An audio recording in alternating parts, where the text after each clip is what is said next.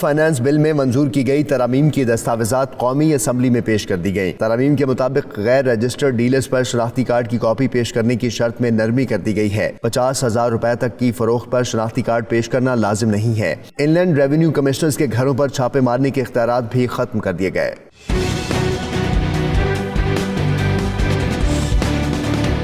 Mega stores کو اپنی خریداریاں اور فروخت آن لائن رکھنا ہوگی۔ ان کے لیے جنرل سیل ٹیکس کی شرح 15 سے کم کر کے 14% کر دی گئی۔ ٹیکس چوری روکنے کے لیے اوورسیز پاکستانیوں کے قیام کی مدت 90 دن سے بڑھا کر 130 دن کر دی گئی ہے۔ مقامی گاڑیوں پر عائد فیڈرل ایکسائز ڈیوٹی درآمدی گاڑیوں پر بھی لگا دی گئی۔ میوچل فنڈز کی آمدن پر ٹیکس کی شرح 25 سے کم کر کے 15% کر دی گئی ہے۔